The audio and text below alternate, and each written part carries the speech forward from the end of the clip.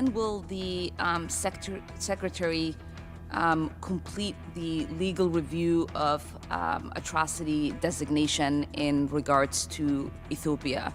We've been waiting for months. Our primary focus has been on trying to engage diplomatically in the many ways that are available to us to reach an end to the conflict. We have decided to refrain at the current moment from making a public determination in order to allow space and time to see if the talks that are currently underway can make progress. What we're seeing, I think, is a genocide, or at least an attempted genocide in Ethiopia.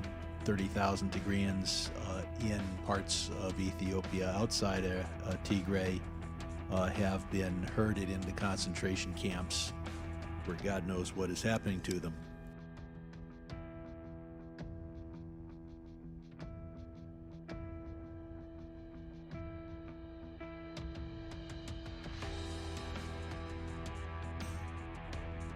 So let me understand this. So Brad Sherman,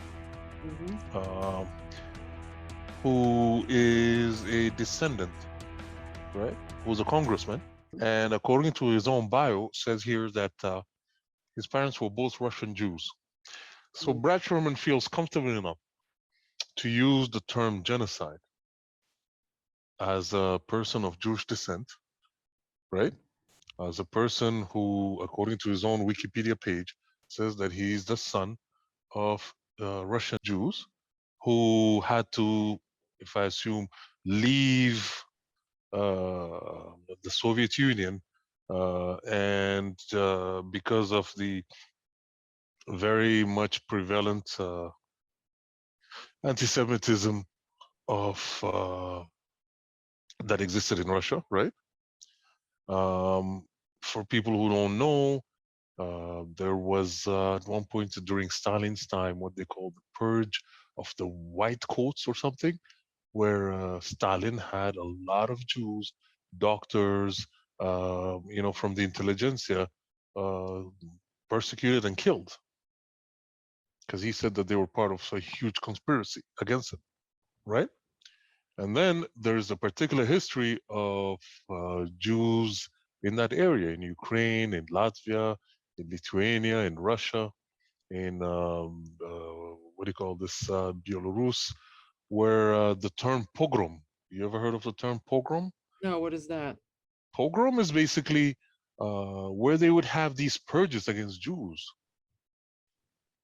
This person, who is a descendant of those people that were persecuted, who had to go through various types of genocide, whose people were almost exterminated because of their ethnicity, because of their background all over Europe, feels comfortable enough to use that term when it pertains to the situation in Ethiopia. Right. Right? He feels comfortable enough to lend this word that has so many tragic connotations. The few times after the word genocide was used was in Rwanda, where people were being hacked live on TV. 800,000 people into, what is it, in 3 weeks? Was it 3 months? 800,000 people, almost 1 million people, hacked in 1994. That was the second time it was used. Is that the imagery that is that people like that evokes that? Is that the imagery that is being evoked right now in Ethiopia? People being hacked in the street, 800,000 people being murdered.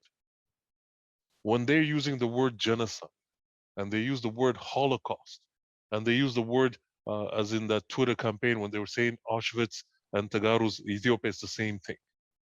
Do they feel comfortable using this? Do they feel comfortable taking the memory of 6 million people that were put in gas chambers, where they were told, they would tell them to go into these rooms to take showers, and then they would put in Zyklon B. Zyklon B, a gas that was designed specifically to kill these people. And then their body taken and cremated. And whatever survived, whether it's gold or gold teeth or whatever being taken. People turned into soap. Their bodies melted so it could be turned into soap. That is the imagery that these people feel comfortable to apply to Ethiopia right now. Coming from him, it's ironic, isn't it?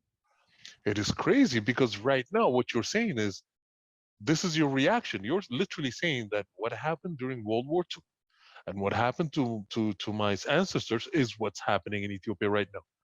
Then why aren't you doing something? Why are you just smiling? Why are you twittering? You should be up in arms if that's true, if you believed in what you're saying. If you believe right now 6 million, 7 million Tagarus are being put in extermination camps and gas is being used and their body turned into soap, why are you not reacting more vehemently? The reason you're not reacting more vehemently because it's a cynical use of a historical tragedy to score political points. Hmm. And for that, shame on him. And shame on anybody that uses that imagery and those words. Shame on anybody The way that he's been uses. going at this, he's taking it personal. One way you can also look at this is this, like, are these activists going to specific congressmen to invoke these kind of like, narratives? Because one thing I'm going to say is very blatantly, people are very ignorant as far as what's happening in Africa. They have headline level information. So when you go in there and you're the first one to narrate a story and it's backed with all this crap that's online from CNN and all these, whatever outlets, MSMs, then you sensationalize it to somebody who has a genuine attachment to something like the Holocaust, and they make these false equivalencies. Brad Sherman is not a regular person. Brad Sherman is not a guy off the street that you can go tell a story to. Brad Sherman is, at one point, I think he was on the Committee on Foreign Affairs. That means Brad Sherman has access to all the documentation and all the data that an elected American official has on that on what happens in Ethiopia. True. So Brad Sherman is much more informed than the average Joe. He knows exactly what he's saying. He knows exactly what the situation. He knows exactly what the situation is in Ethiopia as far as who is who. He knows who the TPLF is. He cannot be a member of Congress if he didn't have that type of information, right? But at the same time, whether it's lobbyism groups or electoral blocks or whatever can influence an American representative is able to influence him. So he's ready to put half of his brain on hold just so he can get those either extra votes or maybe extra money into his campaign, because that's the American system. If you have the money or you have the votes, you can buy yourself any representative. Yeah. Hey, let me tell you what else he has in common with the congresswoman who put the whole HR resolution 455, the whole sanctions on Ethiopia and all this stuff, incriminating Ethiopia, Karen Bass. And she's a congresswoman from California as well. And TPLF activists have been very successful in California. But it's regardless whether they're able to convince these people or not. When you say genocide, from my point of view, a genocide is actually an international war crime. So it's basically a loaded word, and it's also a legal. It's a legal term, right? You cannot accuse somebody of a homicide unless you have proof, right? You cannot say this guy is a killer and just go and condemn him. You must have proof. So their own uh, uh, State Department and other findings have confirmed that there has been uh, abuses in this war on all parts. In each one of the reports that came out, they said on all parts. That also includes the TPLF. You understand? So by this time, if they don't understand that the TPLF supporters, the TPLF activists, we're not talking about Tigrayan supporters, not the people of Tigray. We're talking about the TPLF. The TPLF activists that are in the United States, that are going around knocking on every media and every representative trying to push their narrative. What they don't understand is that these people are supporting a party, a group that has been declared a terrorist group. This has nothing to do with the people of Tigray. The whole issue of detainment in Ethiopia, first of all, right now, Tigrayans are not being detained because they're Tigrayans.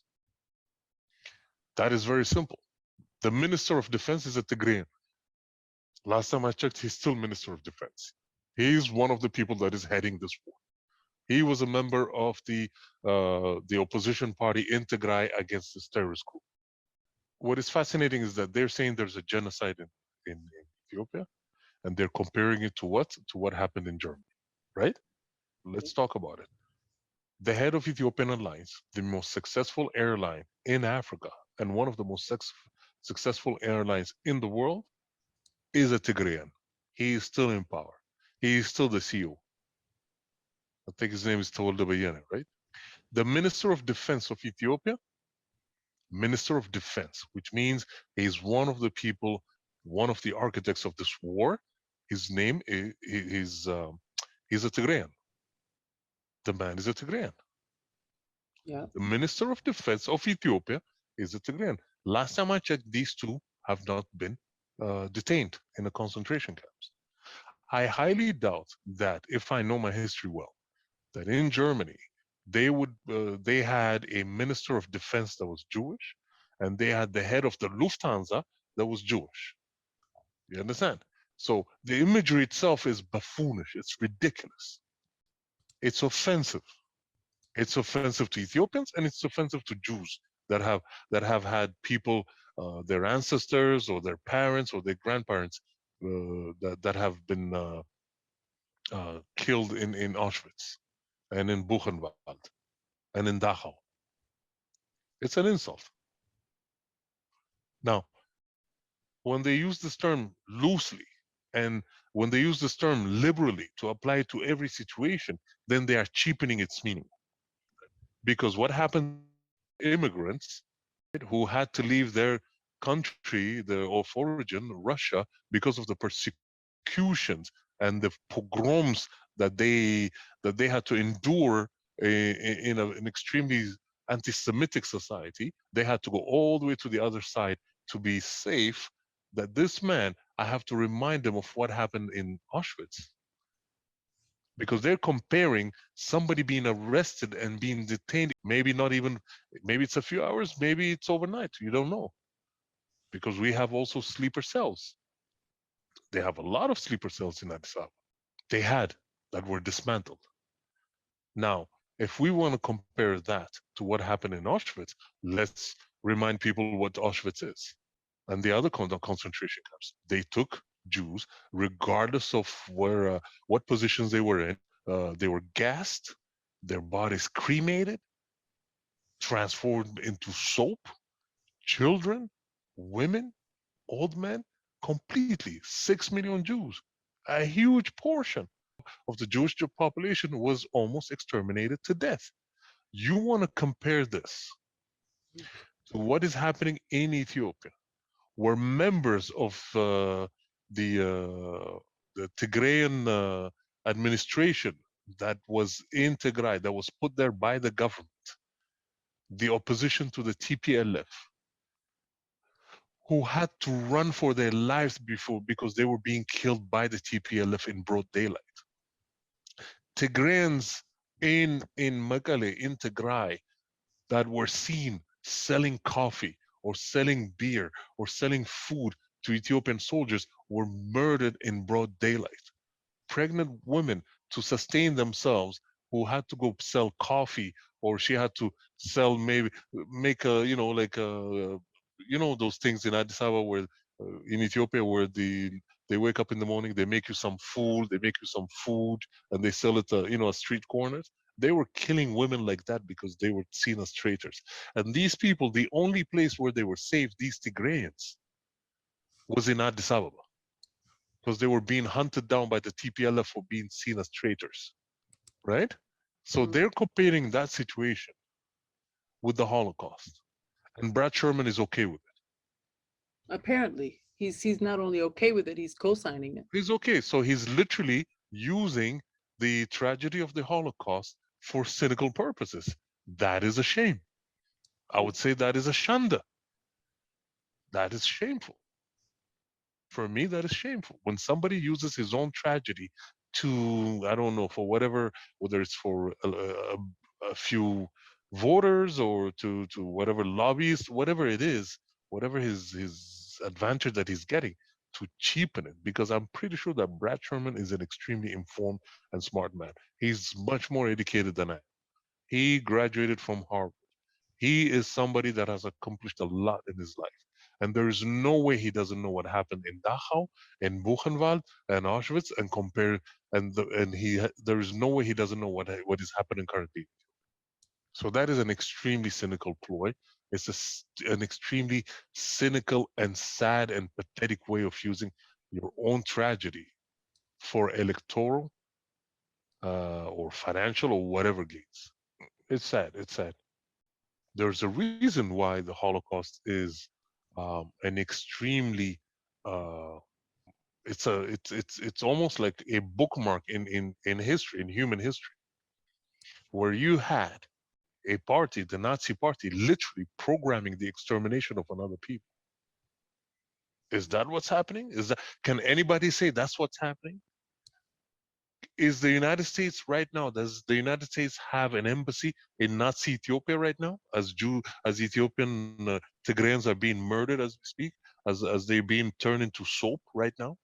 Would the United States, would they have stayed in Nazi Germany, in Berlin, knowing full well that seeing the fumes from the concentration camps? If they believed their own accusation, they wouldn't be there. The fact that they're there is basically confirming that it's not true. That's just a cynical ploy, and that's a shame that they allow these types of imagery to be used. The other one I think that was talking is, what's her name, Ilhan Omar. So basically, everybody is supporting the TPLF, right? Everybody forgot what, first of all, what the origin of this war was, and second of all, everybody forgot who the TPLF is. From Ilhan Omar's perspective, what is Ilhan Omar's origin story? Every superhero has an origin story, right? Superman came from Krypton. Spider-Man got bit by a radioactive spider. Triangle Man got bit by a radioactive triangle. You know, every one of us superheroes has an origin story, right? Ilhan Omar's origin story is that she was this young refugee that came from war-torn Somalia, went through, I think, Kenya, came to America, and made herself into this American dream, the epitome and the achievement of American dream. Right now, she is walking in the corridors of of the hallways of power, as they say. This young girl that came as a refugee. The question is, how did she become a refugee? Because of what happened in Somalia, correct? What happened in Somalia? Civil war, correct? In this civil war, who was given weapons to the various groups disrupting and making sure that Somalia stays in consistent and permanent civil war? The TPLF. Is to be born to mothers that were raped, to hide the shame. Go check it out before you come and defend the TPLF. Shame on these people. Shame on these people. And the stability. Us Ethiopians, we know what that means. First of all, she was in Sudan in August saying how Sudan is so stable compared to Ethiopia. Which country had a coup d'etat recently? Which country is it recently, within the last few weeks, had a government overthrown? It's that same government that overthrew the one before him. When she's talking about Ethiopia not being stable, next time she goes to Addis Ababa, let her go to Atlas or let her stop. I know when she comes here, because she's a high official from the airport, VIP, all the roads are cleared for her, so she goes straight to Sheraton. But for the rest of us who live in Addis Ababa, we drive around. It is not uncommon to see panhandlers and beggars from Syria, around Bole, around Atlas, around Mercato. These people left Syria because of what she did and came to Africa, came to Ethiopia, one of the poorest countries in the world, because they were safer there than they were back home. They didn't go to Sudan, they came to Ethiopia. Let us go check all these refugees that came from Yemen. Who allowed MBS to bomb? You want to talk genocide? For the last 6 years, the people of Yemen have been bombed daily. Daily. They've been bombed daily. How are they being bombed? By who? By whom? By the Saudis. American weapons, American planes, American satellites are helping them. Famine in Yemen, organized famine, children being murdered every day, civilians being murdered every day. And where do these refugees end up? In Ethiopia. Look, go to Addis Ababa. See how many restaurants and how many bakeries they're opening left and right. See how many of people from Syria and Yemen are begging in the streets of Addis Ababa. In a country that has famine and drought, you have these people that felt safe enough to come. Then come and talk to me about stability. Come and talk to me about stability.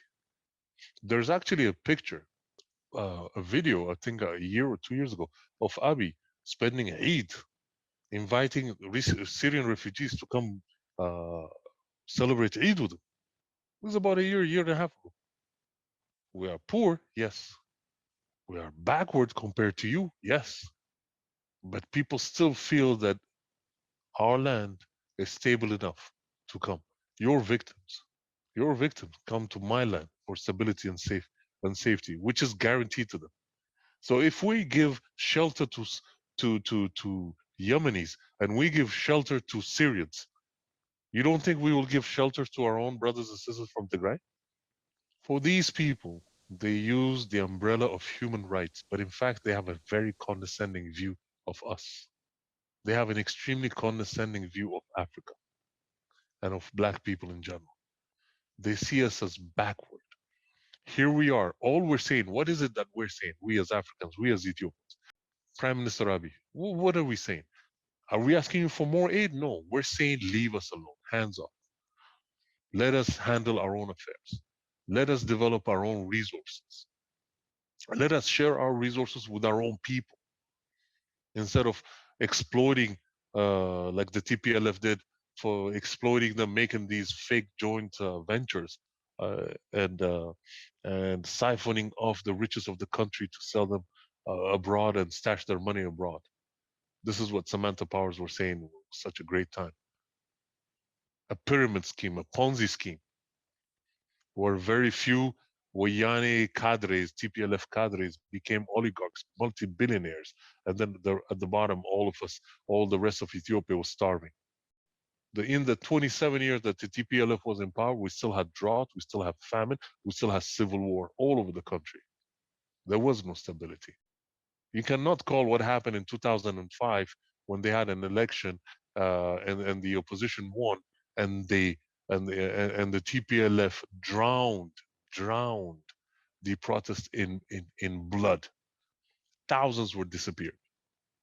Or in Oromia where they were hunting for anybody that was considered opposition, where they had so many people, so many Oromos, ethnic Oromos in prison that they say anybody that goes to jail after a year will come out speaking Oromian. Or in 2010-11, when the TPLF decided, you know what, Muslims in Ethiopia will follow the specific sect that I decide. And they brought in a specific sect, members of a sect from Lebanon, to tell Muslims from now on, this is how you'll pray, and these are the people you'll follow. And the people that protested, the majority of all of the Muslims that protested, were put massively in jail. We didn't cry concentration camps. Many of them brutally murdered, tortured, being called Islamic extremists. Literally, the TPLF came and said to Muslims, from now on, instead of following these traditions, we, the TPLF, have decided this is better for you. This sect called the Habash sect, this sect will be better for you. The TPLF cadre who don't even believe in God, right? Let's not talk about what happened in Gambela in the late 90s, where the TPLF wanted to have access to huge, mass parts of Gambela that were extremely fertile. And when the people there said, "Hey, these are ancestral lands; these belong to us," they went in and they killed them. They killed hundreds and hundreds and hundreds, if not thousands. Then they divided 50% of the land among 65 TPLF cadres. Let's not talk about what happened in Afar. Let's not talk about what happened in Amhara. This is the TPLF that they defend, that they want back. The crimes of the TPLF have to be exposed. If you want to talk about the crimes that happened there, let's not just stay for the last year. We have to talk about all the crimes. These crimes that happened, that you say happened in this year, they were happened in the time of war. The crimes of the TPLF during a time of peace is much worse than this. Much worse than this. And it's not my words. Your own human rights report said that Somali Killil, Somali region in Ethiopia, the Somali region in Ethiopia was an open air concentration camp. Your own, not me. Not me. I'm not like you. I don't just make up words or concepts. I don't add them. I don't apply them willy-nilly. Your own human rights. Your own State Department accused the TPLF of planting bombs in Addis Ababa to create panic in the late 2000s, saying that Muslims are coming, Muslims are coming. Your own State Department saying that they put bombs in hotels and bomb in taxi. How many people were maimed and killed? I know one person that got killed that was married to somebody. This is the TPLF. You accuse them while they were in power. You accuse them of you you you you you you kept records of all their crimes, but now that you don't like what Abiy does, you whitewash all this and you pretend that they were these great Jeffersonian Democrats. There's something that Mullah said. Mullah himself initiated elections in 2005. He lost those elections. He himself initiated. Okay, you lost the elections. It's a 50-50 thing. Then he killed young people, school children that went protesting. They told the parents they would not release the bodies of the children unless they say they died of natural causes. Kids with bullet wounds, their heads split open, with by a Kalashnikov AK-47 bullet. Anybody that has ever used or seen an AK-47, you know exactly what it can do to the human body. And they were being told, if you want to bury your child, and you know what Mullah said? He says, the thing about my people, the Ethiopians, is that they're idiots. I'm paraphrasing loosely. He says that they want freedom or democracy before they can eat or something, as if one cannot do both at the same time. And Suzanne Rice repeated that at his funeral. Suzanne Rice said how much she admired him, and she was repeating that same line to all of us Ethiopians, saying that we're idiots for wanting democracy. This is after this man killed our children in point blank in the middle of the city. He ordered children to be taken out of schools and shot or taken into detainment camps. This is the man they spoke of so admiringly. You take someone like Samantha Powers, I don't even, I don't know, me personally, if I mess up on my job, they fire me. And then they don't rehire me either. This is the person that brought you Libya. Did you like what happened in Libya? Was it so fantastic that you have to bring her back? What happened in Libya? Destabilized an African country, said that this man was going to kill his own people, made up a whole story around it, said that this man was going to kill his own people. So what was your solution? To kill them yourself and destroy their houses and their country. That was your solution. Your solution is to throw the baby with the bath water. Now, Libya is worse than when it was under Gaddafi. Completely, where black people are being sold on the slave market, where ISIS is cutting the head off Ethiopians running away from the TPLF. Ethiopians running away from the TPLF, going into to Libya so they could be safe, across the across the Mediterranean. These people, that great Democrat by ISIS in Libya. Why is ISIS there? Thanks to you. You got rid of Gaddafi. Yes, he was a despot. Yes, he was a tyrant. So is MBS. So is every Arab ruler that you support in the Middle East. So is Mubarak. So was Ben Ali in Tunisia. You had no problem. What they do to rape, they murder, they kill, they maim, they can do whatever they want to their own people. They can go into a foreign country and hack a journalist. You have no problem with that. It's only when they don't know their place. It's only when you get challenged. At that point, you as an example, you destroy it, which is what you did in Syria, and which is what you did in Libya. Can the Libyan people and Syrian people actually say that they profited from Samantha Power's human rights driven foreign affairs system? Every Syrian that I met, every Libyan that I met, they use her name as a curse. They use her name as a curse. Can Samantha Powers, when was the Samantha Powers the last time in Libya? Has she gone and seen her great job, her handiwork? Has she gone to Syria and seen her handiwork? Is that what she wants for us?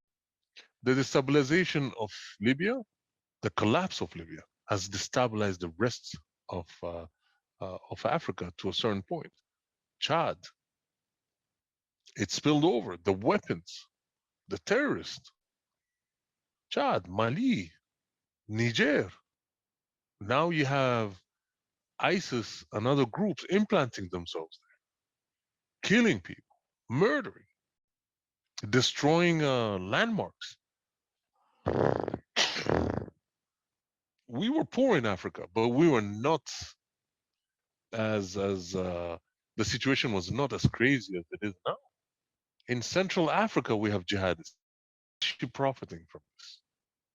What is the United States gaining out of this? Very simple. The United States wants to gain a foothold in Africa. The only place that they were able to have a base is one of the most corrupt countries in Africa, the corrupt country. With a man in power with a mentality of servitude, Ismail Umar Gelle, the perfect stooge of neocolonialism, allows American bases in his land to go bomb his own brothers and sisters. He's Somali from Djibouti and having his brothers and sisters in Somalia being bombed from his rent.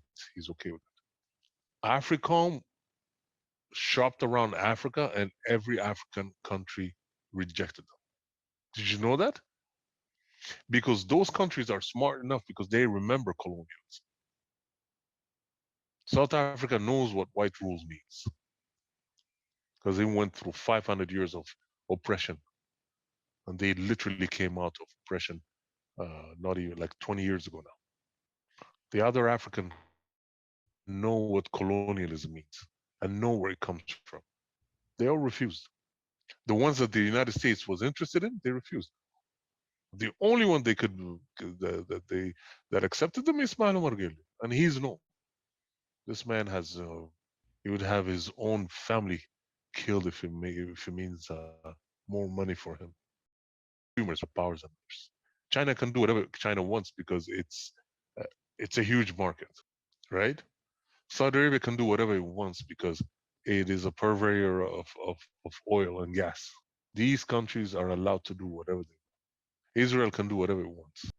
But us Africans, we're not consumers. We're not consumers like the Chinese or the Arabs are.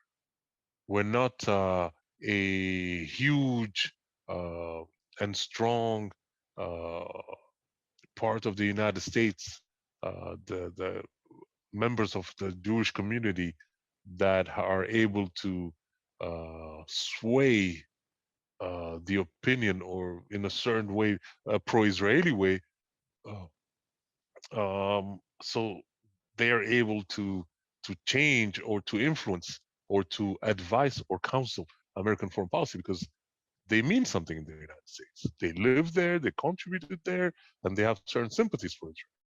You understand what I'm saying? But we Africans, for some reason, in the United States, despite our numbers, I think we're too divided to have a one focus. And second of all, we're not consumers in Africa, so they don't care about us. The only thing we are is a purveyor of uh, we're purveyor of raw material.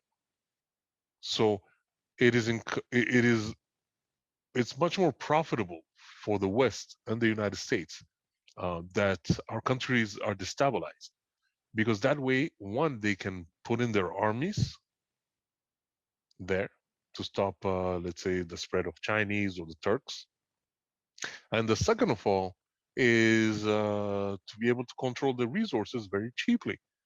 A destabilized country cannot dictate prices. Let's remember what happened with the blood diamonds. Blood diamonds, right? In I think Liberia and Sierra Leone.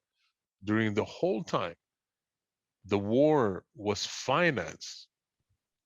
Sierra Leone has a lot of one of the big deposits of diamonds, and they were literally jewelers from Belgium and other places were financing the war by buying it cheap, because the rebels, they want to have access to weapons, they want to have some cash, so they will sell the resources of their country very cheap. Same thing in Syria.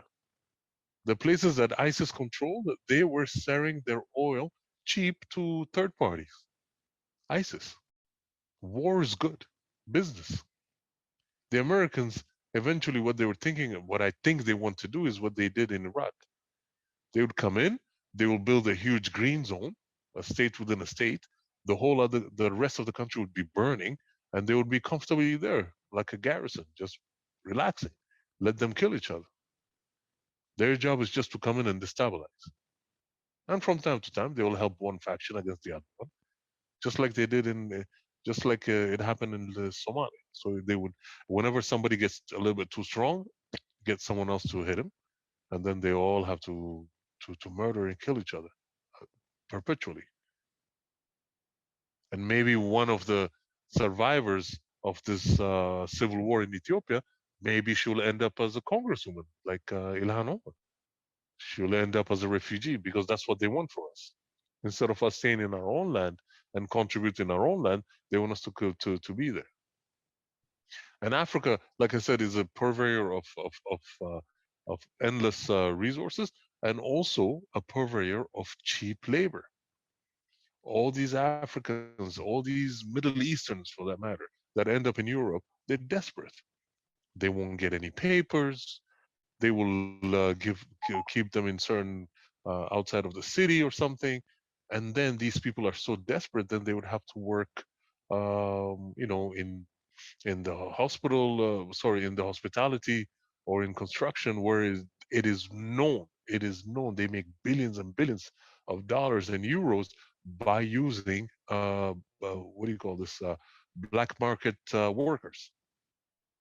Let's not talk about the sex workers, these women that come all the way there because they have no way to survive.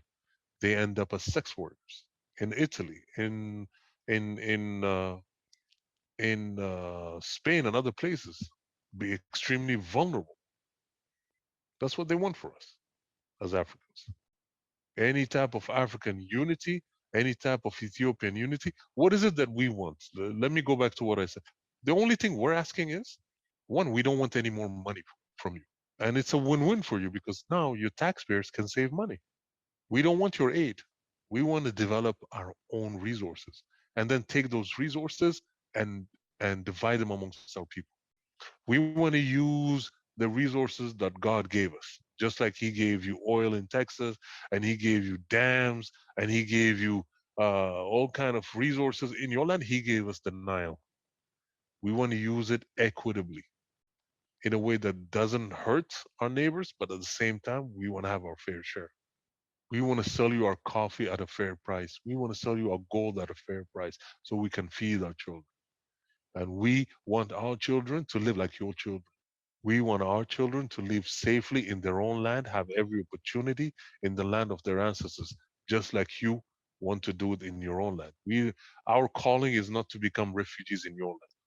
God did not create us to be errands, to come into your land and stay in your land and serve you for the rest. Or even if you give me great opportunities, I thank you for those opportunities, but this is not my land. This is not the land of my ancestors.